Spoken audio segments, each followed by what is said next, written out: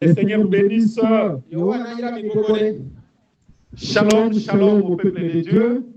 Amen. Shalom à tous ceux qui nous suivent partout là où vous êtes sur la terre. Que la paix du Seigneur soit avec vous. Peut-être il y a un problème sérieux du son, mais le Seigneur va nous faire grâce. Écoutez mes frères, le temps le plus important de notre vie sur la terre est arrivé. Le temps d'écouter la parole de Dieu. Parce que dans la parole de Dieu, il y a tout. Comme nous avons prié, que Dieu exauce vos prières. Jésus a dit, quand vous priez, croyez que vous avez reçu. Et vous verrez cela s'accomplir. Je vous informe ceci. Le Seigneur nous a laissé deux choses. Quand nous avons ces deux choses, nous avons tout. C'est la parole et la prière. La parole et la prière nous délivrent.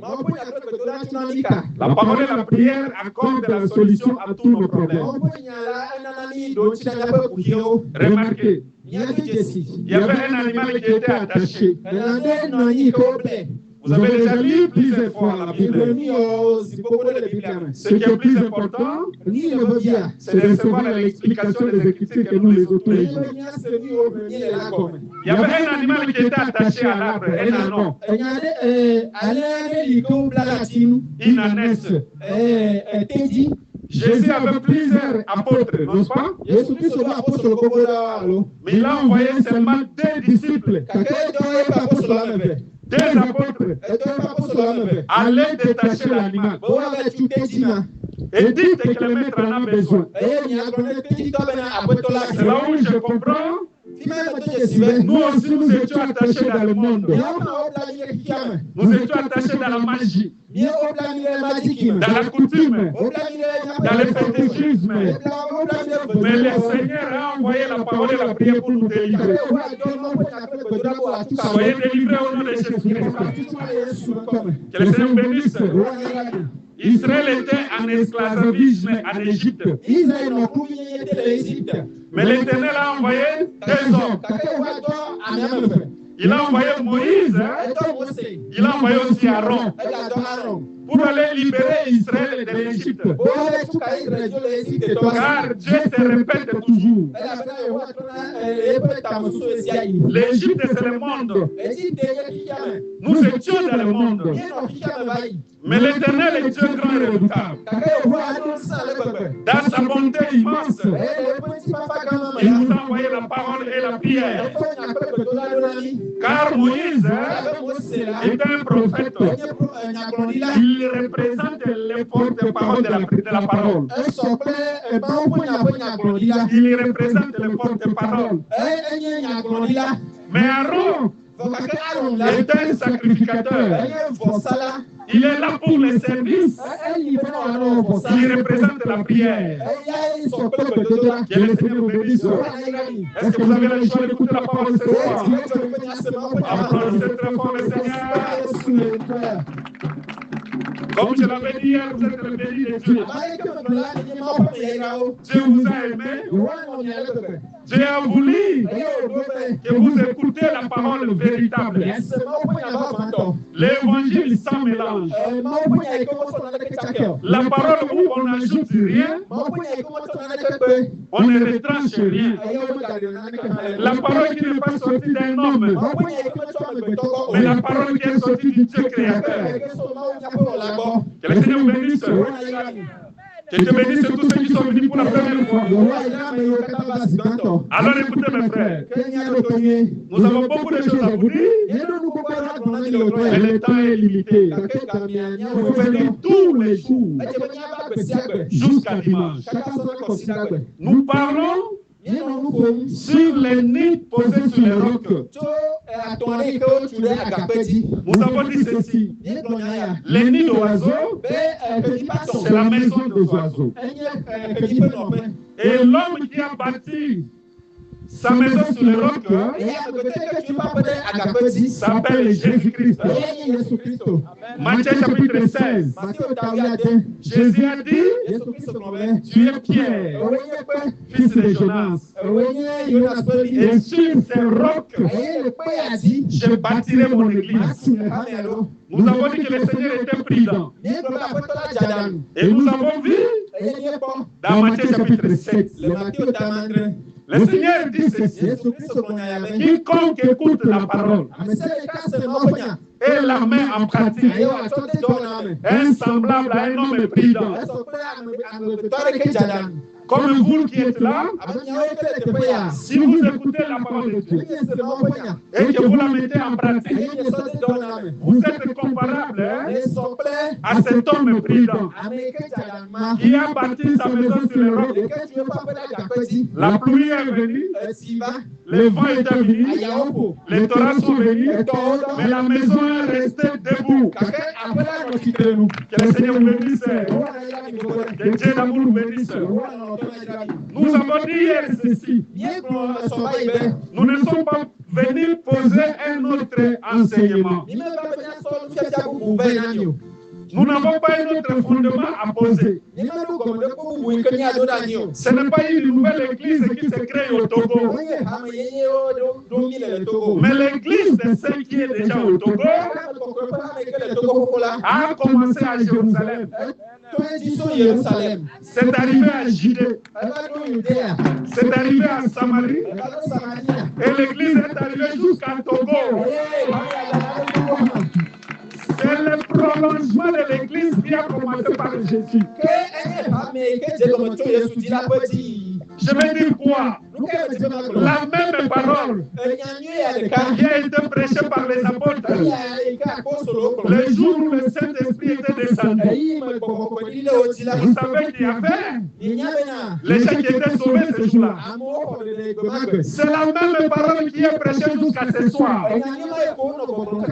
Car le Saint-Esprit est venu pour préparer à Dieu son peuple au moyen de l'enseignement. Que le Seigneur bénisse. Alors nous avons beaucoup de choses à dire. On n'a pas le temps de récapituler. Vous allez suivre les enseignements dans les réseaux sociaux. Nous avons dit aujourd'hui, nous allons continuer à expliquer les thèmes. Parce que si vous comprenez les thèmes, vous allez comprendre l'histoire de l'église de Jésus. La mission de l'église de Jésus et les promesses de l'église de Jésus. Mais tel que nous avons suivi hier, vous avez déjà compris l'historique de l'église. L'église n'a pas commencé au Congo, ni aux États-Unis, ni en Europe. Mais l'église de Christ a commencé en Israël. Nous avons donné des exemples pour dire que la bonne nouvelle est sortie d'Israël. Que le Seigneur bénisse. Que Dieu l'amour bénisse. Donc, si on vous pose la question, l'église des saints, qui a commencé cette église? Vous avez la réponse. Si on dit quel est le visionnaire de cette église, vous avez déjà la réponse. Moi, je peux poser cette question. Au sein de l'homme, qui est le visionnaire de notre église? Vous pouvez répondre à haute voix. Qui est le visionnaire de cette église? C'est Jésus-Christ. Que le Seigneur vous bénisse. C'est la différence entre l'église de Jésus et les églises des hommes. Nous allons voir avec les Écritures. Le visionnaire de notre église, c'est qui le visionnaire? C'est-à-dire celui qui a reçu le programme de créer l'église. J'ai donné l'écriture hier. que la cité céleste qui a les solides fondements, qui a construit cette cité,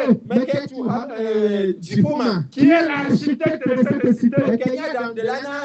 Jésus est l'architecte et le constructeur. Et je t'informe, tout celui qui croit en Jésus, tout celui qui est né de nouveau, il appartient déjà à cette cité céleste. Que le Seigneur bénisse. C'est Paul qui dit, et nos vies sont cachées à Jésus dans les lieux élevés. Alors écoutez mes frères, nous avons donné le premier aspect, que les deux maisons ici, de Matthieu chapitre 7, parce que la première maison était bâtie sur le roc, la deuxième maison était bâtie sur les sables. La maison qui était bâtie sur les sables était tombée parce qu'elle n'avait pas de fondement. Toi aussi, si ta vie n'a pas de fondement, ta vie sera ébranlée. Tu seras agité par tout vent de doctrine. Mais vous êtes bénis de Dieu parce que le Seigneur est avec nous. Il a dit là où deux ou trois s'ensemble en mon nom. Or, le nom, c'est sa parole. Il a dit, je suis au milieu d'eux. Que le Seigneur bénisse. Nous avons dit le premier aspect.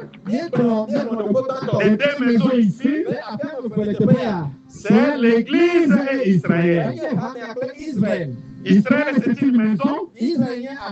L'Église aussi une maison. Qui a bâti la maison appelée Israël? Ici, j'explique. C'est Moïse. C'est pourquoi Israël disait toujours à Jésus, nous avons Moïse. Moïse nous a dit, même Jésus a dit, vous êtes assis dans la chair de Moïse. Dans le seul prophète qu'on opposait à Jésus, par les Juifs,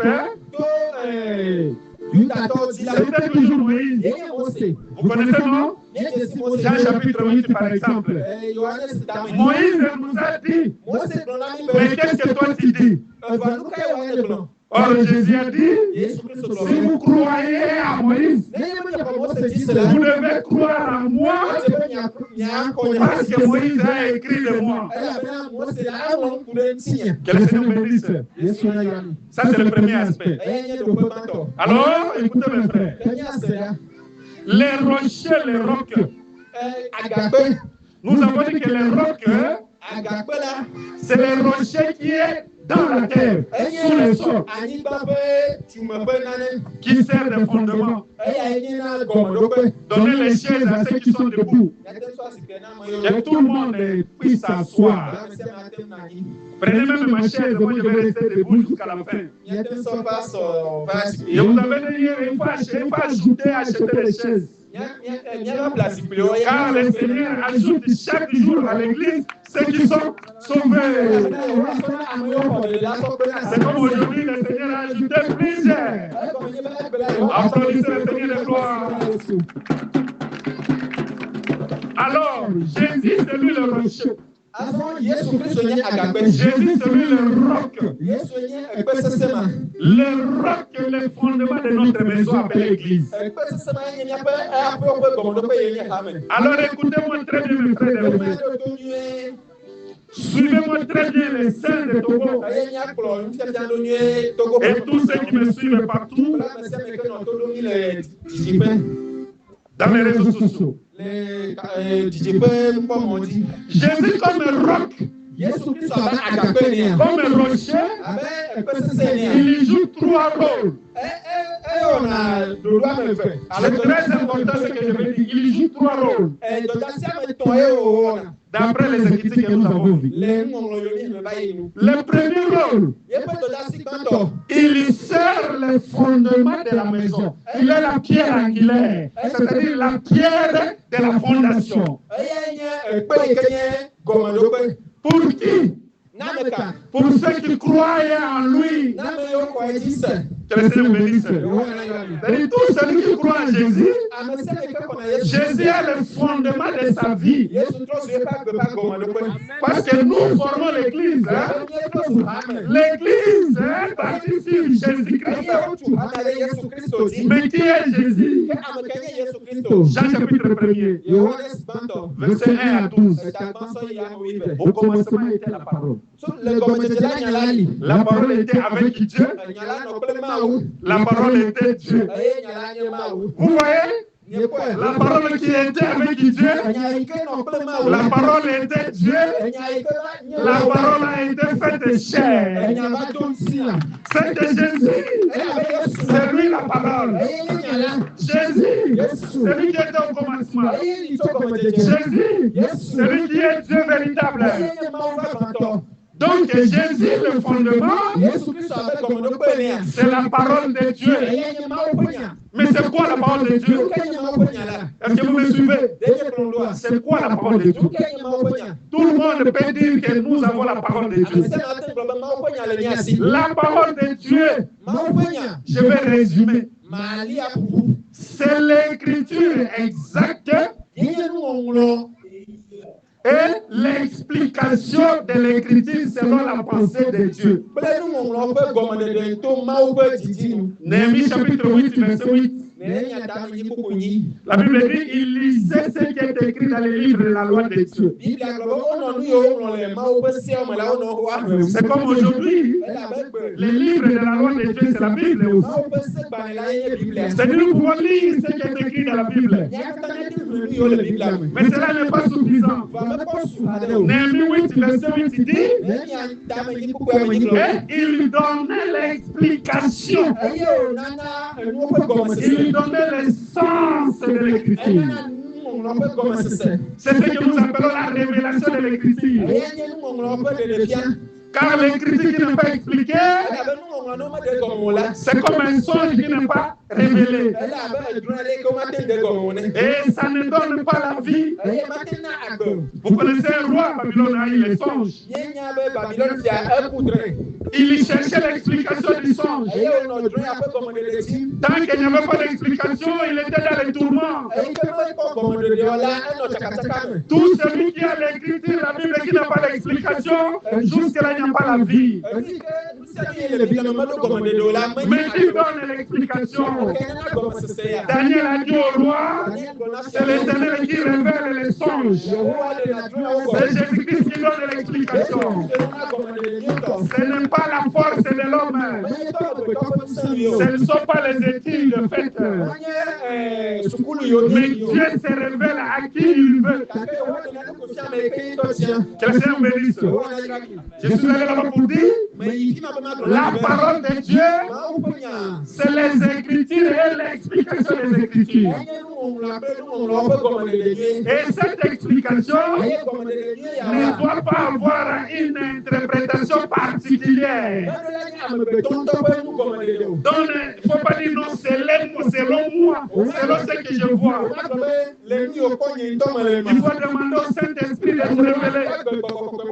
C'est le Saint-Esprit qui révèle l'écriture. Alors, Jésus joue le premier rôle. Je veux dire quoi? Jésus comme un roc.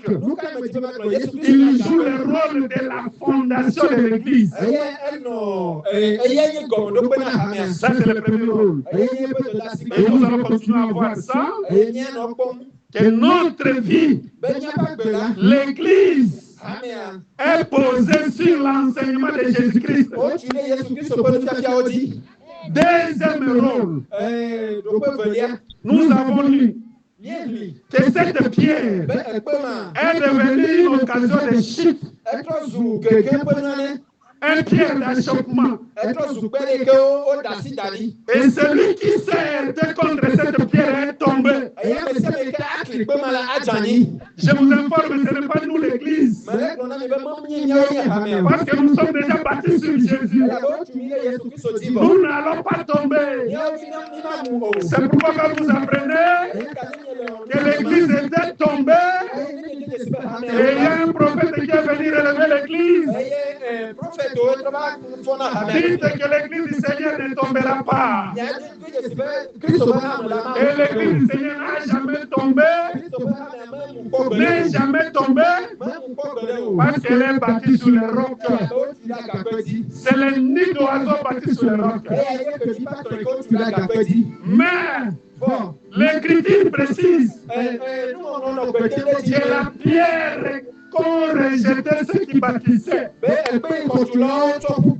c'est-à-dire un peuple qui bâtissait,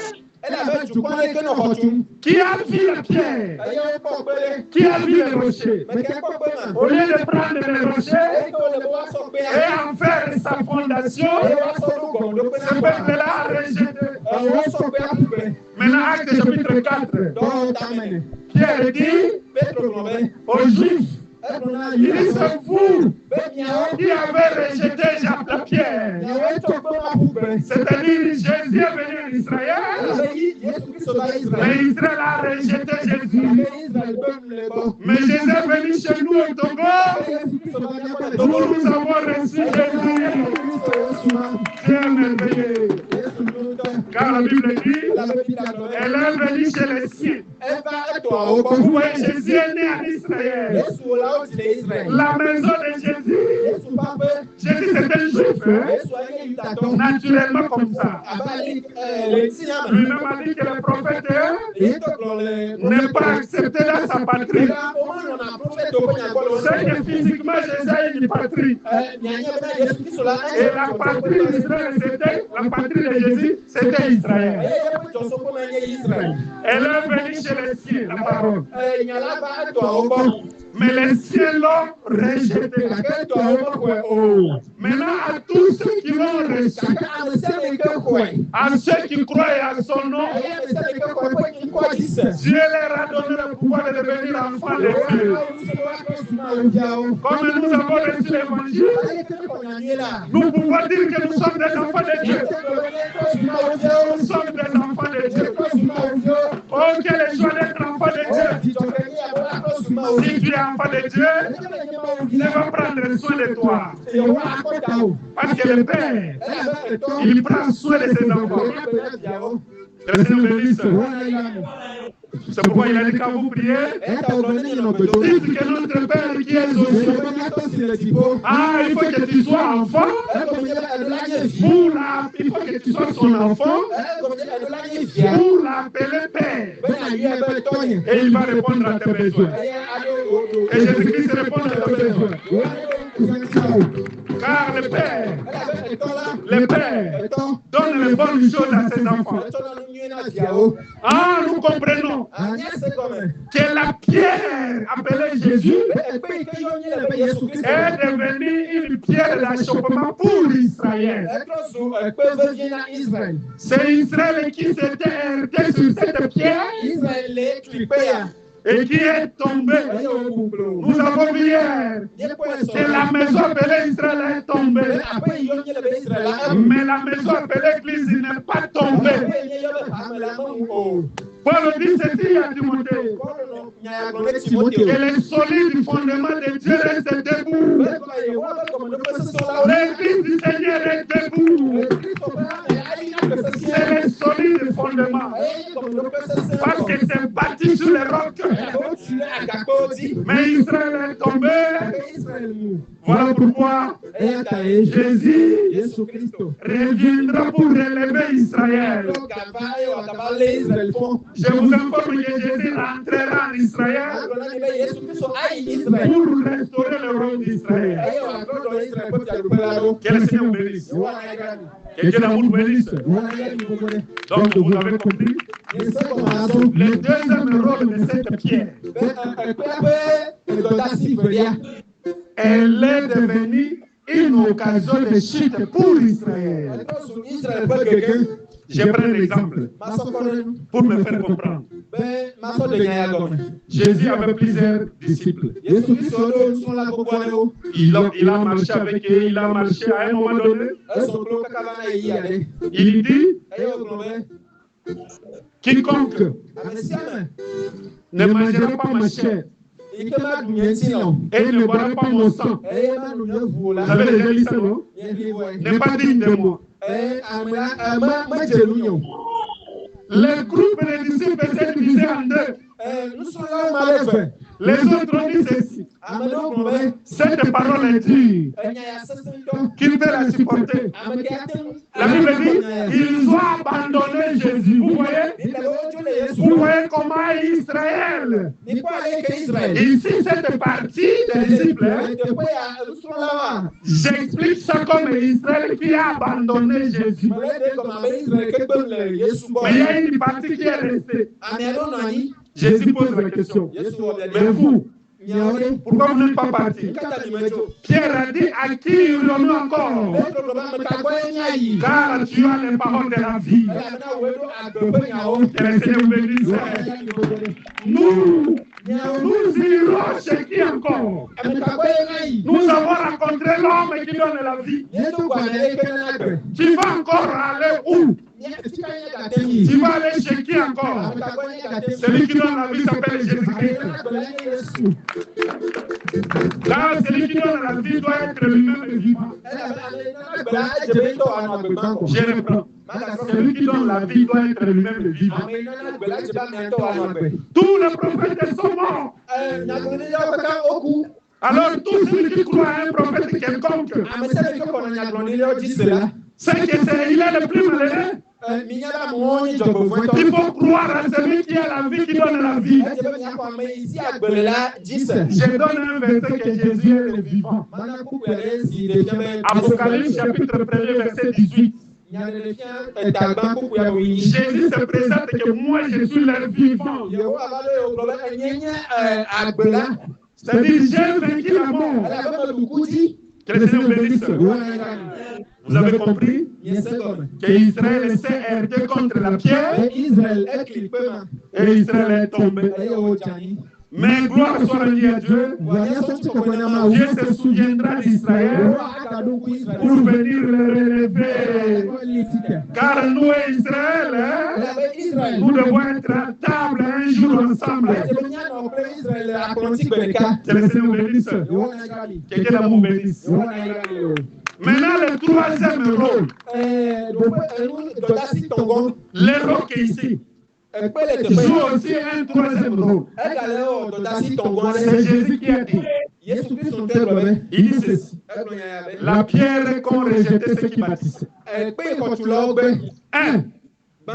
est devenue la principale de l'angle. C'est-à-dire la pierre de la fondation. 2. Quiconque s'est heurté contre Pierre, cette pierre est tombée. C'est Israël. Vous avez compris, non? Maintenant, suivez le troisième rôle du Seigneur. Le troisième rôle.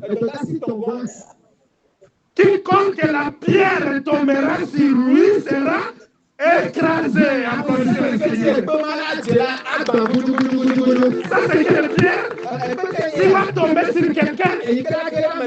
Imaginez la pierre qui tombe sur quelqu'un. Comment la personne peut résister? Troisième rôle, où la pierre va écraser quelqu'un. C'est très important. Très important. Suivez-moi très bien ici. Nous avons parlé de l'Église. Nous avons parlé d'Israël. Maintenant, il reste un troisième personnage sur qui la pierre tombera. C'est-à-dire la pierre va écraser. Oh, quand vous lisez Daniel, quand vous lisez Daniel, dans les songes du roi, quand Daniel a interprété, il dit, j'ai vu une pierre qui est tombée sans les secours d'une humain. Et la pierre a écrasé la statue de Nabucodonosor. C'est que la statue de Nabucodonosor sera écrasée par la pierre. C'est quoi la statue de Nabucodonosor? C'est le règne de Satan. C'est Babylone la grande. C'est la fausse église. Alors ceux qui me suivent, retenez maintenant que le deuxième aspect de la maison bâtie sur le sable, c'est l'église qui est bâtie non sur Jésus, mais sur les paroles des hommes. Cette église ne résistera pas. Que Dieu bénisse. Applaudissez le Seigneur de gloire. C'est Jésus qui a dit, l'homme sur qui la pierre tombera, c'est-à-dire la pierre va tomber au-dessus de la personne, sera écrasée. Et ça nous pousse à comprendre qu'il y a des églises sur la terre. Retenez ça très bien. À Lomé, ici, il n'y a pas plusieurs églises. Je vous informe, il n'y a pas plusieurs églises. Il n'y a que deux églises sur la terre. Je vais donner les écritures et vous allez comprendre. Il n'y a que l'église de Jésus, qui est la maison bâtie sur le roc, et l'église de l'autre. Vous le comprenez? Vous le connaissez? Un autre. Lui n'est pas comme Jésus. Vous allez comprendre. Ici, je vais donner des exemples.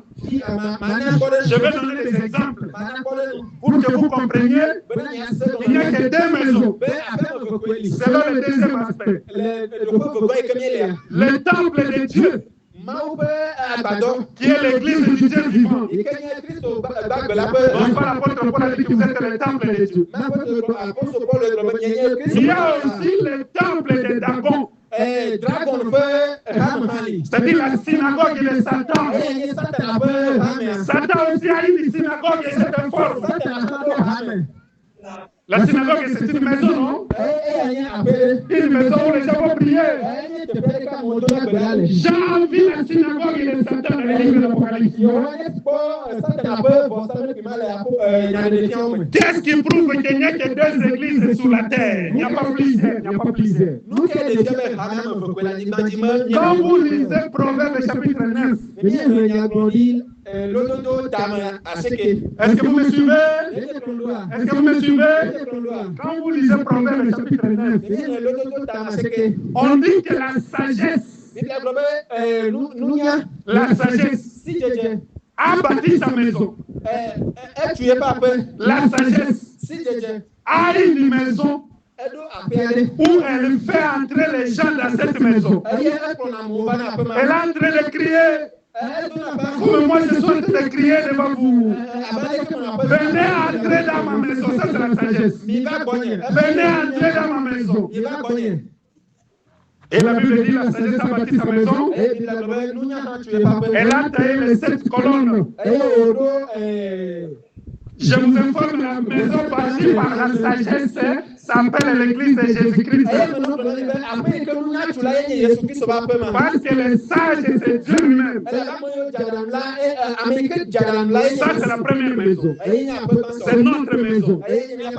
Maintenant, la deuxième maison. La Bible dit la folie aussi a une maison. La folie, c'est l'insensé qui a bâti aussi sa maison.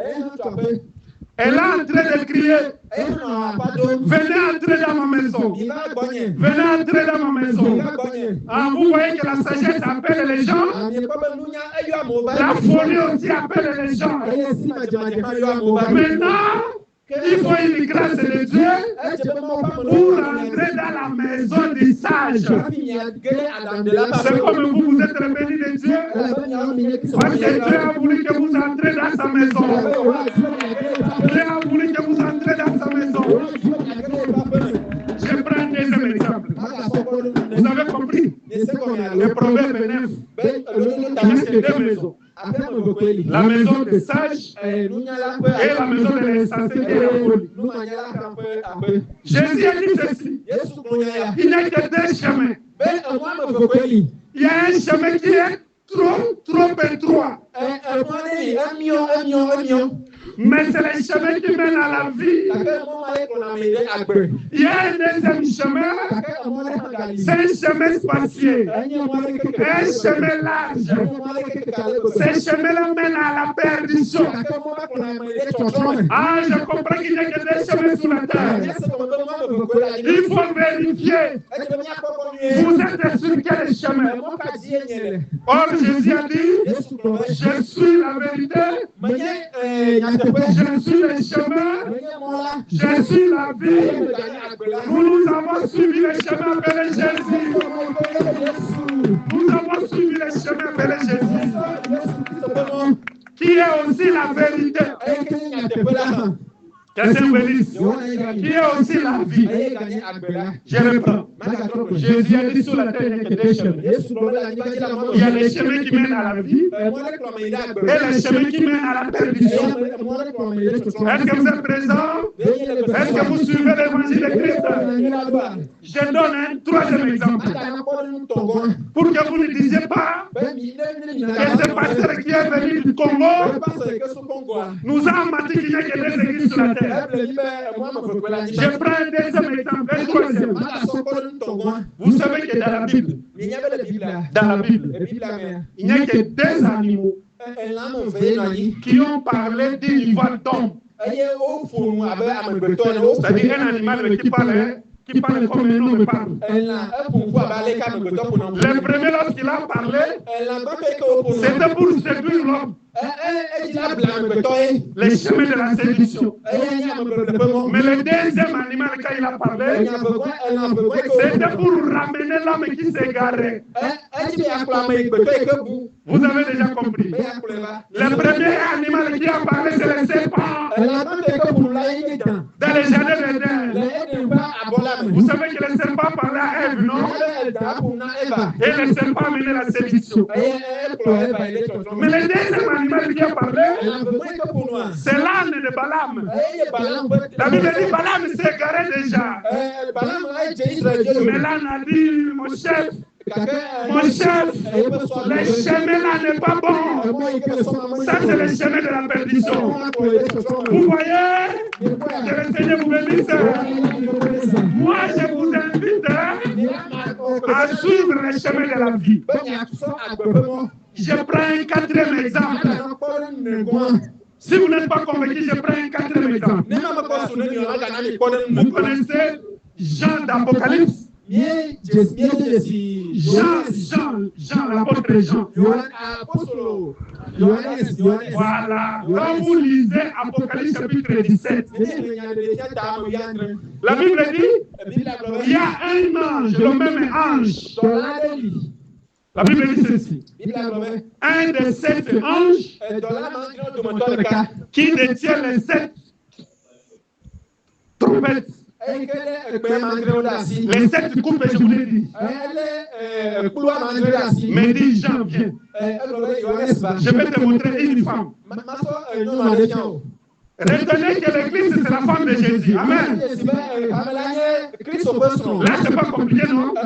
L'église, c'est la femme de Jésus. C'est pourquoi on appelle ça l'épouse de Christ. Un des 7 anges qui détient les 7 coupes a dit à Jean, viens, je vais te montrer une femme. Quand Jean regarde la femme, la Bible dit c'est la femme de séduction. Jézabel, la grande prostituée. C'est toute une église, qui a des filles. C'est une seule famille. Il une mère qui a plusieurs filles dans le monde.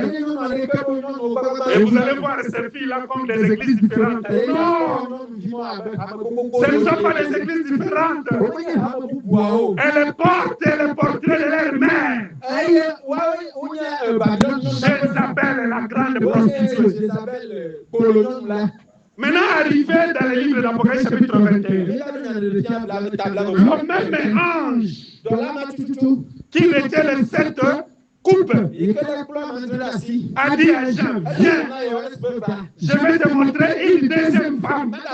C'est-à-dire, je vais te montrer une femme. Quand je regarde, il dit c'est l'épouse, la femme de l'agneau. Oh, la femme de l'agneau, c'est l'église de Jésus-Christ. Et le Seigneur nous bénisse. Nous sommes la femme de l'agneau. Et c'est fini. Il n'y avait pas une troisième femme. Il n'y a pas 3 églises. Il n'y a que 2 églises. La vraie église et la fausse église. Est-ce que vous aimez la vérité? Vous aimez quelqu'un qui vous prêche la vérité? Mais moi, je n'ai pas honte de vous dire que la vraie église doit être l'église que Jésus a bâtie. Doit être l'église. L'église que Jésus a bâtie lui-même. Que le Seigneur bénisse. Applaudissez très fort le Seigneur. Oui, mon frère. Mon frère, pour vous donner 4 exemples, c'est suffisant, non? Maintenant, je peux évoluer. Je peux évoluer. Que le Seigneur bénisse. Il n'y a que 2 chemins. Il n'y a que 2 femmes. Il n'y a que 2 maisons. La maison bâtie par la femme sage et la maison bâtie par la femme insensée. Alors écoutez mes frères. Que le Seigneur bénisse.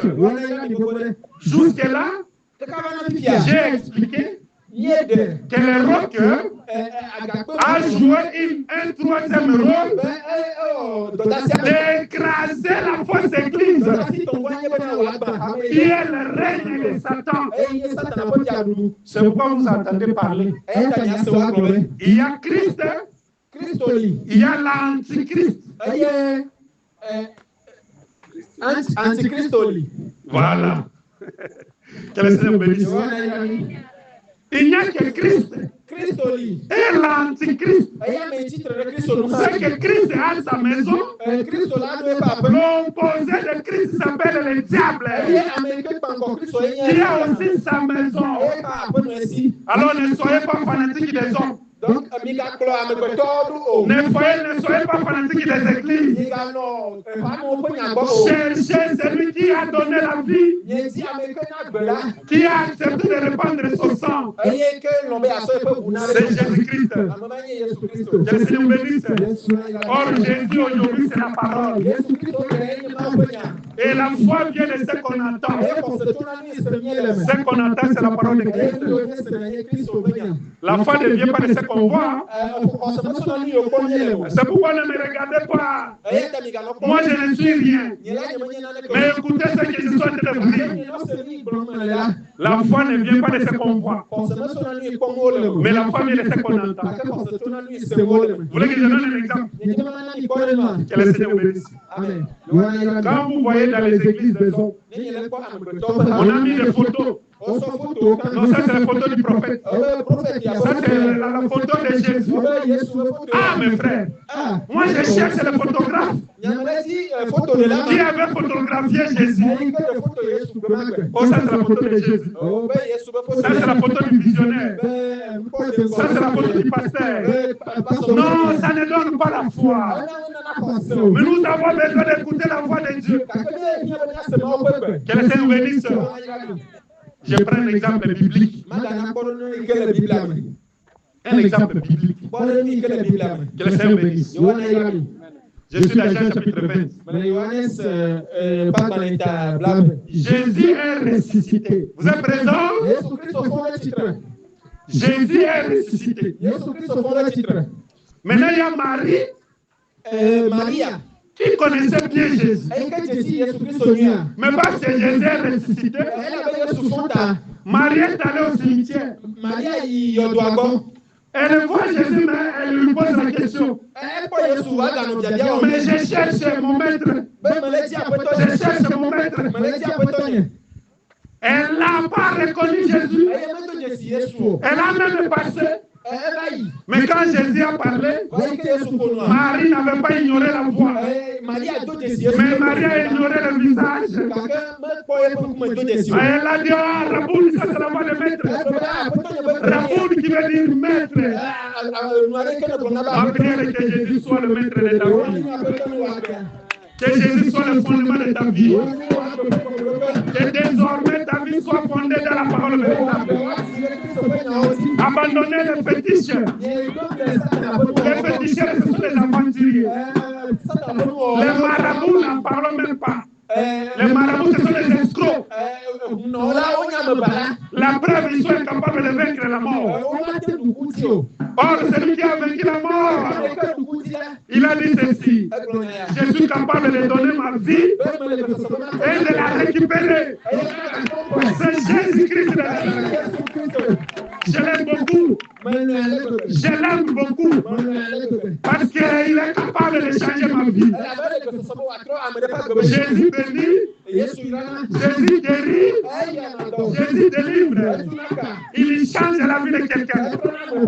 Il peut te prendre de la poussière et te faire asseoir avec les grands.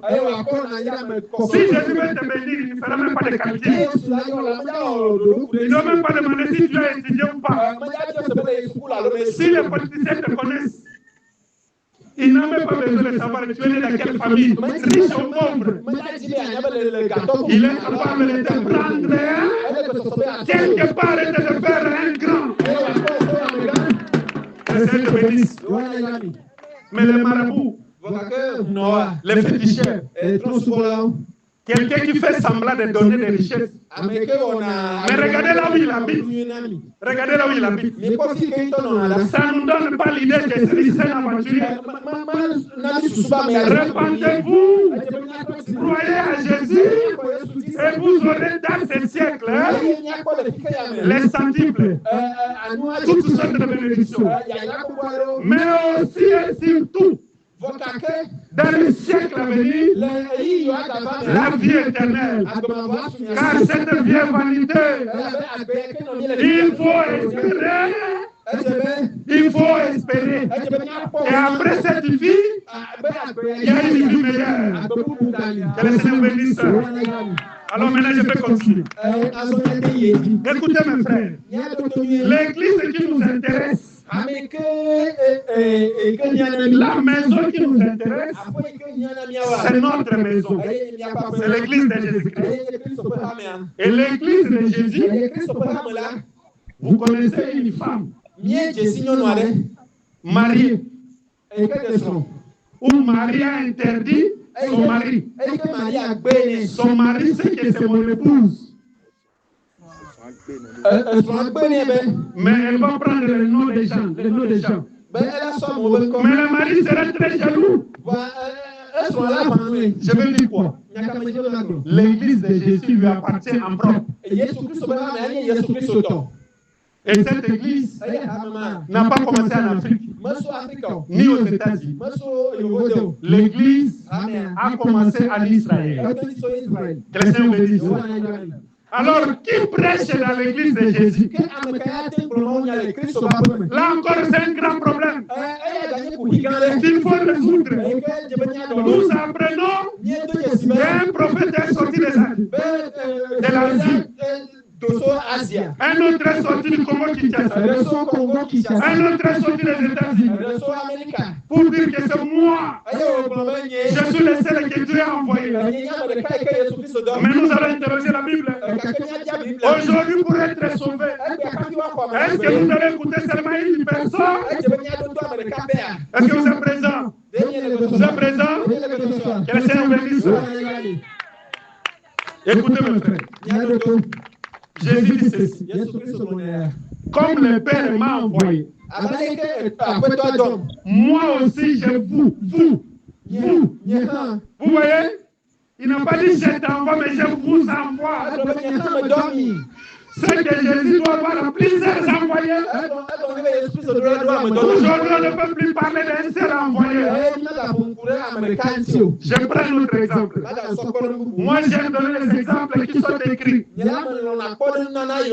Apocalypse chapitre 1, verset 1. La révélation de Dieu qu'il a donné à Jésus-Christ pour montrer à ses serviteurs. Il n'a pas dit à son serviteur, c'est-à-dire les serviteurs de Jésus sont nombreux. Que le Seigneur bénisse. Maintenant, ces serviteurs qui sont nombreux se retrouvent dans les 5 dons. Éphésiens chapitre 4, verset 8 jusqu'à 12. Retenez bien ces versets. Jésus a plusieurs envoyés qui se regroupent dans les 5 dons. Les 5 sont des pasteurs. Et l'Écriture précise comme pasteur. Est-ce que vous me suivez? Ici, j'explique qu'ils doivent enseigner l'Église. Est-ce qu'il faut qu'il y ait un prophète? Un seul qui viendra avec la révélation? Moi, je dis non. Les uns sont comme des prophètes, les autres sont comme des docteurs, les autres sont comme des évangélistes, les autres sont comme des apôtres. Vous voyez, ils sont nombreux de combien? Ils sont nombreux de combien? 5. Mais une seule main à 5 doigts. Que le Seigneur bénisse. C'est un exemple que je donne. Une seule main, mais qui travaille avec 5 doigts. Or, la main s'appelle Jésus-Christ. C'est que Jésus travaille avec les 5 dons ministériels. Que le Seigneur bénisse. Une précision de taille. L'apôtre n'est pas plus grand que l'évangéliste. Est-ce que vous suivez l'enseignement de Christ? Parce que dans les églises du monde, on commence par un évangéliste. Après, il devient pasteur ou apôtre. J'ai rencontré un homme dans une ville.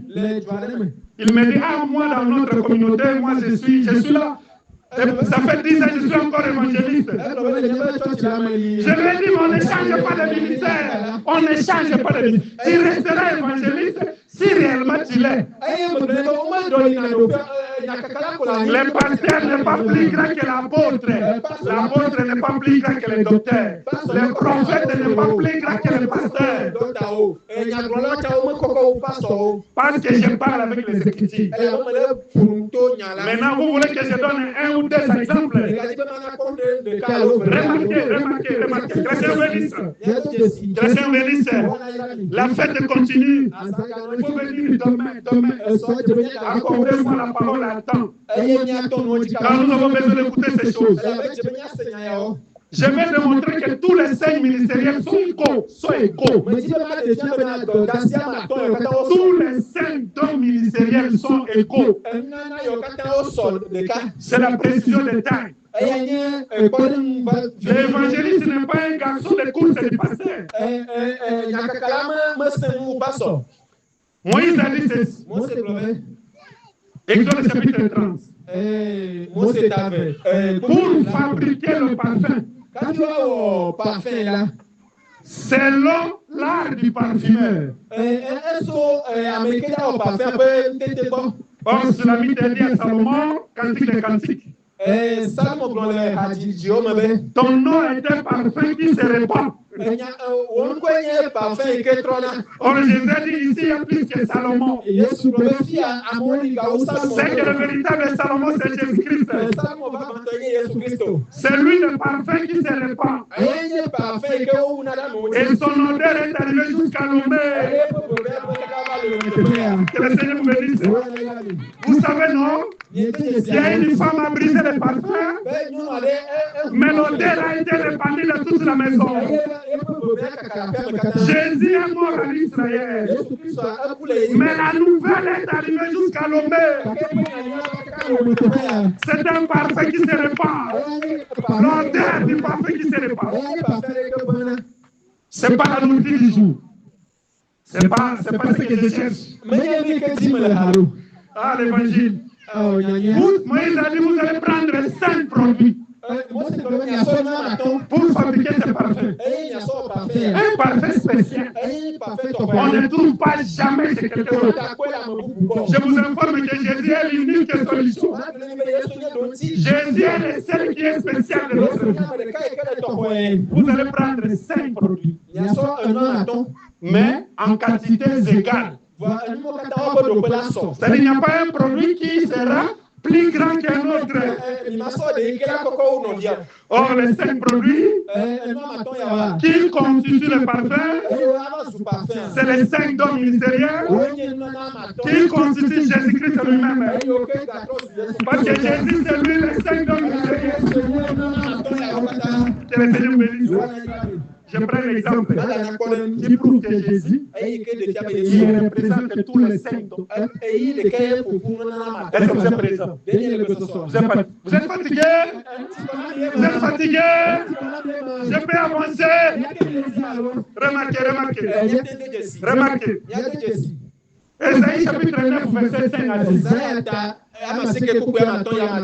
Un enfant nous est né. Un fils nous est donné. C'est que l'enfant est né quelque part. Il a été donné quelque part. Vous avez déjà compris, non? Que l'enfant qui est né, c'est Jésus qui est né en Israël. Mais il nous a été donné comme fils. Car l'Écriture ne dit pas que celui qui a l'enfant a la vie. Mais l'Écriture dit celui qui a le fils a la vie. Que le Seigneur vous bénisse. Jésus est né en Israël, mais il nous a été donné à l'homme comme le Fils qui donne la vie. Jésus est avec nous. C'est pourquoi vous allez voir, il y a Marie qui a enfanté Jésus. Même si je n'entends pas la dialecte, mais j'ai suivi comment les chantres parlaient de Siméon et de Marie. Nos femmes frères, quand vous avez chanté, Marie et Siméon. Voilà, que Dieu bénisse. Que Dieu Israël bénisse. Marie avait Jésus. C'est Marie qui a enfanté Jésus. Ici, Marie représente Israël. Mais à un moment donné, Marie doit donner l'enfant appelé Jésus à Siméon. Alors, entre les deux, Marie va dire un enfant nous est né. Mais Siméon va dire un fils nous a été donné. Que le Seigneur bénisse. Il est né en Israël, mais il nous a été donné, nous, chez nous, les nations. Voilà pourquoi nous l'aimons, parce qu'il est notre vie. Mais écoutez, je cherche les cinq. À une seule personne. On l'appellera. 5 appellations, mon frère Robert. On l'appellera. 1. Admirable. Que Jésus soit l'admirable et l'admirable. On l'appellera 2. Conseiller. Que Dieu soit le véritable conseiller. Et que tu mettes en pratique ce conseil. On l'appellera 3. Dieu puissant. 3. Dieu puissant. 4. Père éternel.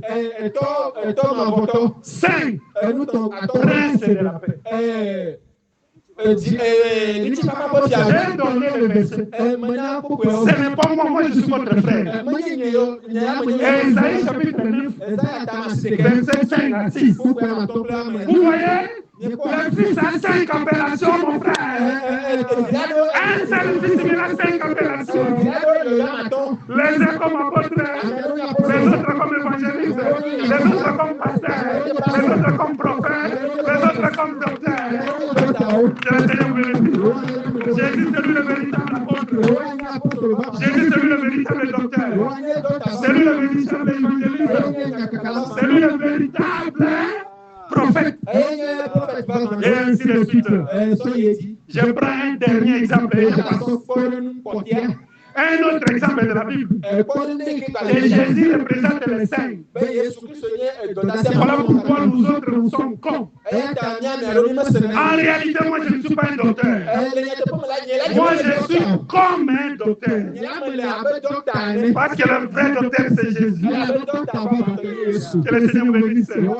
Notre père Nicodème a dit à Jésus, nous savons que tu es le docteur venant de Dieu. C'est que le véritable docteur c'est Jésus. J'ai donné le verset. Jean chapitre 3. Nicodème a dit à Jésus, nous savons que tu es un docteur venant de Dieu. Le Seigneur vous bénisse. Je suis dans Matthieu chapitre 11. Matthieu chapitre 11. Jean-Baptiste était en prison. Il dit, allez vérifier si c'est Jésus ou ce n'est pas lui. Ils sont arrivés. Jésus dit aux disciples de Jean-Baptiste, allez dire à Jean ce que vous avez entendu et ce que vous avez vu. Maintenant, il cite les aveugles voient, les boiteux marchent d'eux, les sourds entendent tout, les lépreux sont purifiés 4, et les morts ressuscitent 5. Vous voyez 5. Est-ce que Jésus, mon frère, est ton âme? Est-ce que Jésus n'avait opéré que c'est un miracle? Non, il veut dire tout simplement que moi je suis le vrai prophète qui accorde les yeux aux aveugles. Il voulait dire que moi je suis le vrai apôtre qui accorde les pieds aux boiteux. Il voulait dire que moi je suis le vrai docteur qui fait attendre les sourds. Car la foi vient de ce qu'on entend. Il voulait dire, moi je suis le vrai pasteur qui vérifie les lépreux. Il voulait dire, moi je suis l'évangéliste qui ressuscite les morts. Si tes morts soient ressuscités, si tes activités étaient mortes soient ressuscitées, si tu étais bloqué, sois délié. Au nom de Jésus-Christ. Ah, nous comprenons que c'est Jésus qui remplit les 5 dons ministériels. Que le Seigneur vous bénisse. Vous voulez encore un autre exemple? Je vais terminer bientôt. Cantique chapitre 8. La Bible dit qu'il y avait un jardin qui avait des vignes. Ça, c'est Sulamite qui dit. Sulamite dit à Salomon, le jardin, la vigne, notre jardin, notre vie, nous avons des ouvriers. Il y a Salomon, le propriétaire de la vigne, c'est-à-dire Jésus, le propriétaire de l'église, mais il travaille avec les ouvriers. Écoutez, Sulamite dit à toi, Salomon, tu as les 1000 cycles. Mais aux ouvriers, 200. Il y a des mathématiciens ici. Il y a des comptables ici, des comptables ici. Quand vous prenez 200 multiplié par 5, ça donne combien? 200 multiplié par 5, ça donne combien?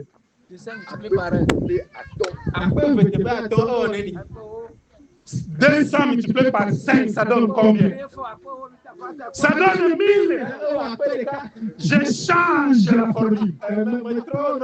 Quand vous prenez 1000 divisé par 200, ça donne combien? Ça donne 5. Vous voyez? il y a les propriétaires de la vigne, il y a les 5 ouvriers. Tous les 5 ont un seul salaire. Il n'y a pas un qui a un salaire plus élevé.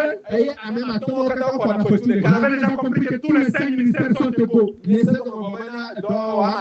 il y a une précision. Une précision. Nous pouvons être plusieurs docteurs, mais nous n'avons pas la même grâce. Nous pouvons être plusieurs pasteurs, mais nous n'avons pas la même onction. Parce que dans la Bible, il y a ce qu'on appelle la grâce. Il y a ce qu'on appelle la grâce excellente. Et ce qu'on appelle la grâce plus excellente. C'est pourquoi ne comparez pas les hommes de Dieu. Chacun a reçu une grâce particulière. J'aime appuyer avec les Écritures. Exode chapitre 30. Pour fabriquer le parfum, on prend 5 produits à quantité. Mais pour fabriquer l'huile d'onction, on prenait aussi 5 produits, mais les quantités n'étaient pas égales. Ici, les quantités diffèrent. Nous pouvons être tous les prophètes, mais nous n'avons pas la même onction. Car l'huile d'onction ici, c'est l'onction. Mais l'essentiel, que chacun reçoive un don particulier de la part du Seigneur. Ah, vous avez compris que ceux qui enseignent l'Église, ce n'est pas un seul homme, ce n'est pas un seul prédicateur.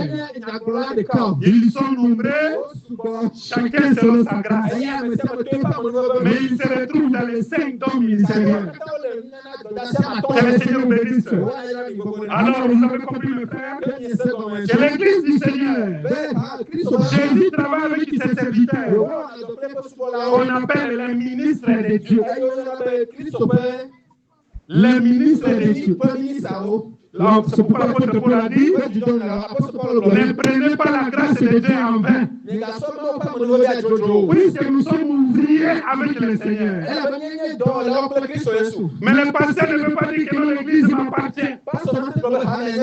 Que le Seigneur bénisse. Je termine. Écoutez mes frères. Jusqu'à là, nous avons expliqué le temps. Maintenant, nous pouvons parler de l'Église du Seigneur. Car nous sommes la maison de Dieu. Et c'est cette maison qui nous intéresse. La pierre qu'on rejetait ceux qui bâtissaient, c'est celle qui est la principale des fondations de notre maison. Quiconque croit en Jésus, il est sauvé. Aujourd'hui, le salut est dans quiconque croit. Or, croire. Croire veut dire quoi? Croire. Marc chapitre 16, verset 16.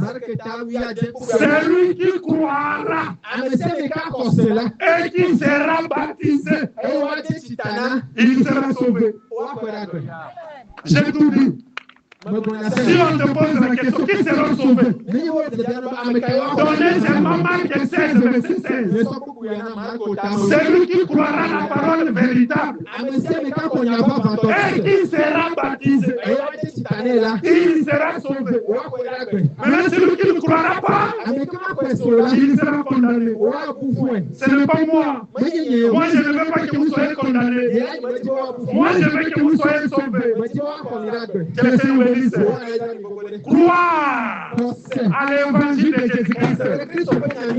L'évangile de Jésus-Christ. La première chose, comme je prêche là, il faut vérifier dans les Écritures si ce que j'ai dit, ce sont mes pensées ou ce sont les Écritures de Dieu. Vous êtes présents? Vous connaissez les Juifs de Béret, non? Et ne se limitez pas seulement à écouter le prédicateur. Là, ils écoutent. Ils doivent vérifier. Est-ce que ce que le docteur a dit là, c'est vrai? Est-ce que tous les ministères sont égaux? Il faut vérifier les Écritures. Que le Seigneur vous bénisse. Que Dieu l'Israël vous bénisse. Que Dieu l'amour vous console. La fête continue. À partir de demain, nous commençons les enseignements qui nous concernent, nous, l'Église. Alors appelez les gens. Venez nombreux. Profitez de cette visitation d'église. Il faut racheter le temps, car les jours sont mauvais. Dès que vous avez suivi la prédication ce soir, ne soyez fanatiques de personne. En commençant par moi qui vous prêche. Ce n'est pas moi qui étais mort pour vous. Je ne suis pas mort pour vous. Un seul est mort et il nous a donné la vie. Il a ressuscité. Il vit éternellement. Il est Dieu d'amour. Il est Dieu de joie. Il est Dieu de paix. Il est Dieu qui sonne lesquels les rêves. C'est le message de ce soir. Oui, si vous y en êtes dans ton cœur, ne regarde pas l'église, mais regarde ici, là où tu es dans la vérité. Car celui qui écoute, s'il ne met pas en pratique, c'est alors qu'il sera condamné. Mais ma prière, vous qui avez eu l'occasion de suivre ces choses, soyez comme cet homme prudent qui a bâti sa maison sur le roc. Car le vent est venu, la maison ne tombera pas. Les torrents sont venus, la maison ne tombera pas. La pluie peut tomber, toi tu resteras intact, tu resteras debout. Parce que tu resteras debout, alors tu monteras au ciel. Avant de monter, il faut être debout. Avant de monter, il faut être debout. Voilà pourquoi Jésus a dit, lorsque le Fils de l'homme reviendra, trouvera-t-il la foi? Oh, la foi! C'est en écoutant ces choses et en les mettant en pratique. Venez demain, appelez les gens, dites que Dieu nous a visités. Que le Seigneur bénisse.